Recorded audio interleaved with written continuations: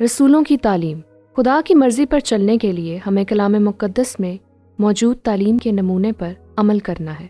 मैं हूँ राशिद यूनुस। अब जब आप इस असूल को देखते हैं, ये बराए रास्त पिछले असूल से जुड़ा हुआ है। दर हकीकत ये तमाम असूल आपस में जुड़े हुए हैं, क्योंकि हम उन सच्चाइयों पर से पर्दा उठा रहे हैं जो रोमियो के नाम पौलुस के ख़त में हैं। लिहाजा ये तमाम असूल आपस में जुड़े हुए हैं और वो इस सच्चाई की तामीर कर रहे हैं जिसे रूहुल कुद्स चाहता है कि हम समझें। आए सिर्फ इस असूल का जायज़ा लें जो हमने असूल नंबर 10 में देखा था, जिसे मैं कहता हूँ मसीह में हमारी नई ज़िंदगी।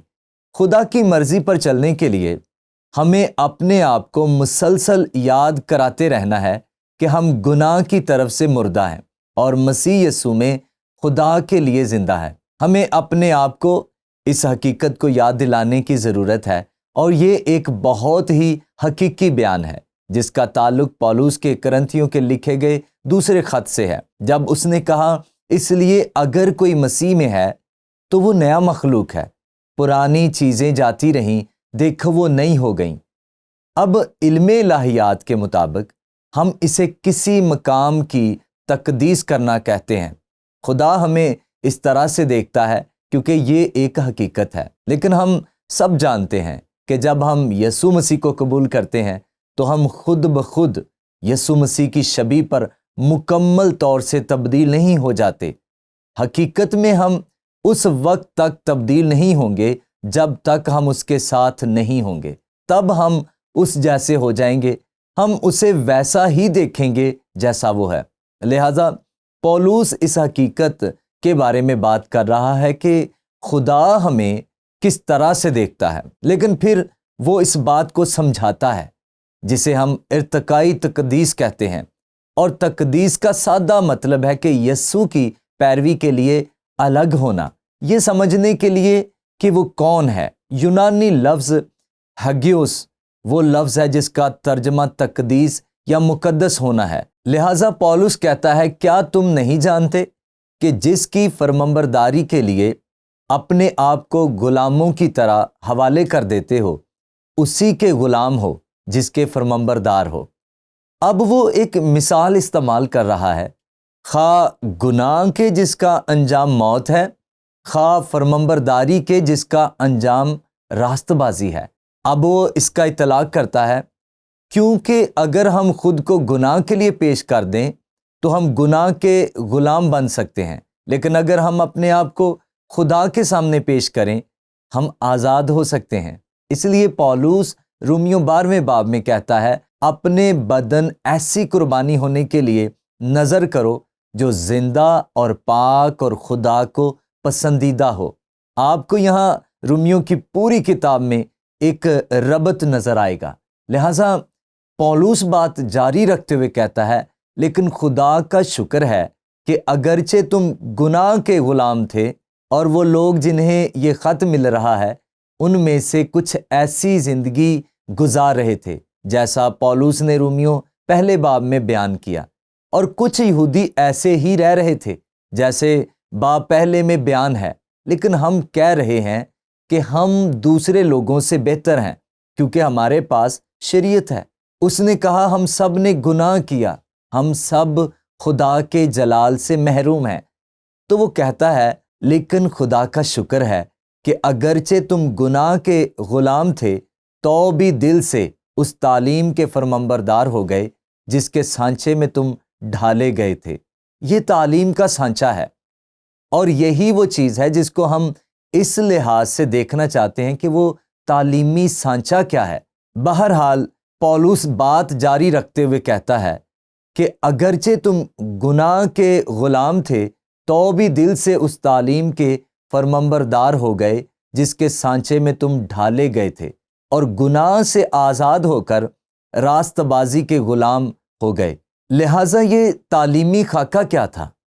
वाकई मैं सोचता हूँ कि पतरस एक अस्तारा इस्तेमाल करते हुए एक बहुत ही मखसूस अंदाज में इसकी वजाहत करता है। पहला पतरस बाब नंबर 2 में जब वो नए ईमानदारों से ये कहता है, या पुराने ईमानदार जो अब भी इन तरीक़ों में जी रहे थे जिनमें انہیں نہیں جینا چاہیے، بس ہر طرح کی بدخواہی اور سارے فریب اور ریاکاری اور حسد اور ہر طرح کی بدگوئی کو دور کر کے، وہ چیزیں جن کے بارے میں پولس رومیوں میں بات کرتا ہے اور پھر کہتا ہے نوزاد بچوں کی مانند، یہ ایک خوبصورت استارہ ہے جو نئی پیدائش کے وضاحت کرتا ہے۔ خالص روحانی دودھ کے مشتاق رہو تاکہ اس کے ذریعے سے نجات حاصل کرنے کے لیے بڑھتے جاؤ۔ وہ تابع داری کرنے کو نہیں کہہ رہا تاکہ آپ اپنی نجات حاصل کر سکیں۔ اگر آپ ایماندار ہیں تو نجات آپ کے پاس ہے، لیکن وہ کہہ رہا ہے تاکہ تم بالغ ہو جاؤ اور مسیح کی طرح زندگی گزارنا شروع کرو، اور یہ جاننا کہ یسوع مسیح میں بطور ایک نئی مخلوق کے آپ کی زندگی میں خدا کے نقطہ نظر سے حقیقت کیا ہے۔ ہم اس کا ایک اور حوالہ دیکھتے ہیں۔ میرے خیال میں خوبصورتی سے اس کی مثال دی گئی ہے جب پینتیکوست کے دن کلیسیا کا آغاز ہوتا ہے۔ اعمال کی باب نمبر 2 میں جہاں ہم پڑھتے ہیں، پس جن لوگوں نے اس کا کلام قبول کیا انہوں نے بپتسمہ لیا، اور اسی روز 3000 آدمیوں کے قریب ان میں مل گئے۔ یہ رسولوں سے تعلیم پانے میں مشغول رہے۔ رسولوں کی تعلیم کیا تھی؟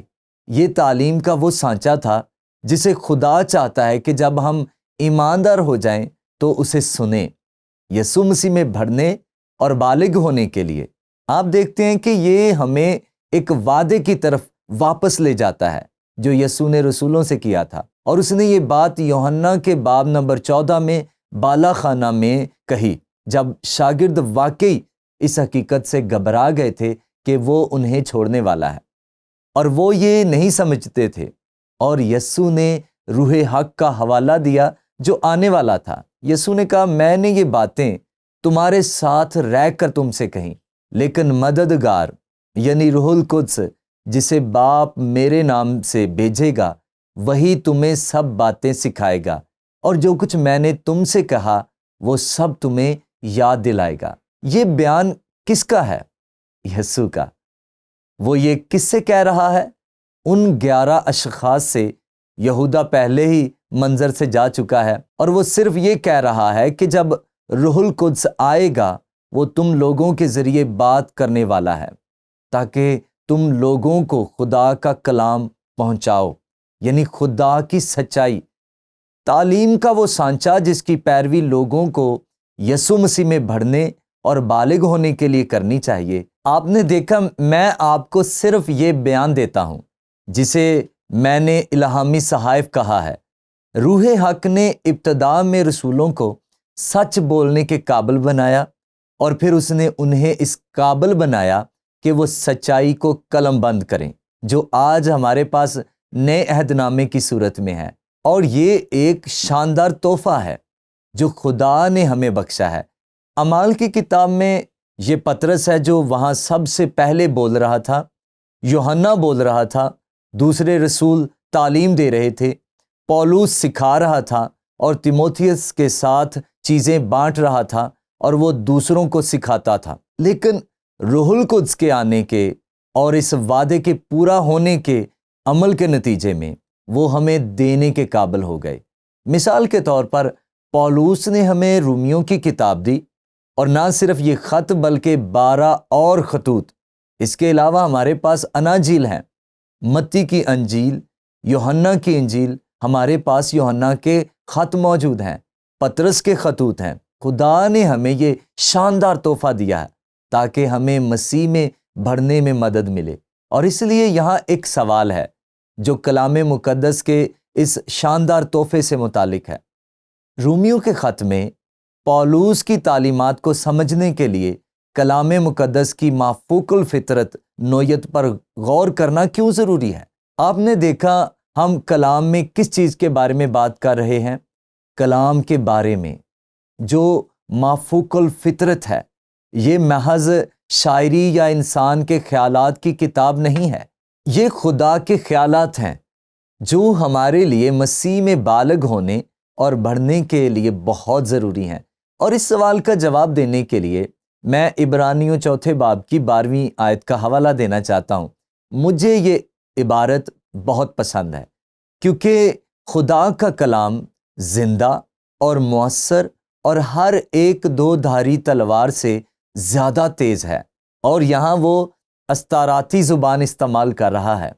وہ سچائی حاصل کرنے کے لیے استاروں کو ملا دیتا ہے اور جان اور روح اور بند اور گودے کو جدا کر کے گزر جاتا ہے، اور پھر وہ استارہ استعمال کر رہا ہے اور دل کے خیالوں اور ارادوں کو جانچتا ہے، اور پھر خدا کی پیروی کرنے اور مسیح کی مانند بننے کے لیے ہمارے ذہنوں کو روشن کرنا۔ اور میں صرف ایک بار پھر اس بات پر روشنی ڈالنا چاہتا ہوں کہ ہمیں بطور ایماندار اپنے دلوں کو کھولنا چاہیے تاکہ وہ اس کی اطاعت کریں جو روح نے ان افراد کے ذریعے قلم بند کیا ہے۔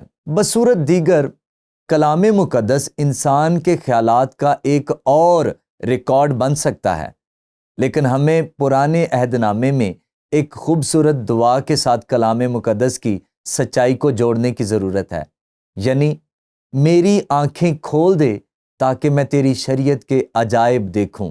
تو آئیں زندگی گزارنے کے لیے اس اصول کو یاد رکھیں، خدا کی مرضی پر چلنے کے لیے ہمیں کلام مقدس میں موجود تعلیم کے نمونے پر عمل کرنا ہے۔